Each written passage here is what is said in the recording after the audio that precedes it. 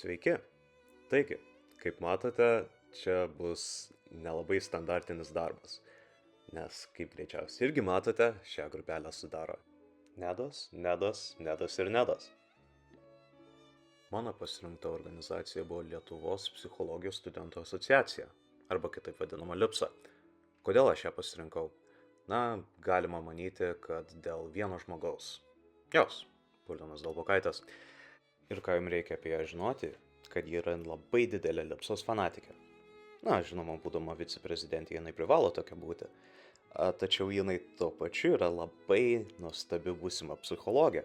Tokia nuostabi, kad mane įtikino, kad ne tik galėčiau padėti su jų komunikacijos planu, bet tuo pačiu ir pasavanoriauti pas juos ir ne tiek kiek kitiems padėti, bet kiek savo.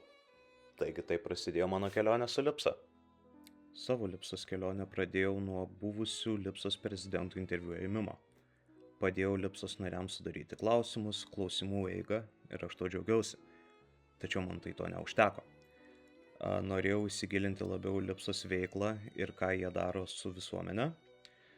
Taigi pradėjau labiau gilintis į tai ir atradau jų seminarus, atradau jų paskaitas, atradau jų konsultacijas ir pradėjau jas eiti.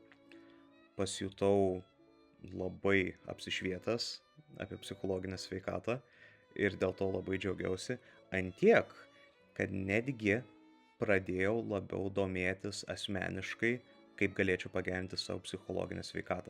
Ne vien tik savo, bet ir savo artimiesiems. Taigi, eidamas į šiuos renginius, eidamas į šiuos seminarus, aš gal nepadėjau tiek jiems, kiek jie padėjo man.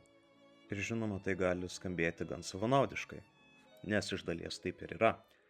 Tačiau aš labai džiaugiuosi, kad atradau LIPSOS organizaciją, atradau jo žmonės ir galiu džiaugtis, kad aš patapau geresnis žmogus, prisijungdamas bent šiek tiek į šios organizacijos veiklą.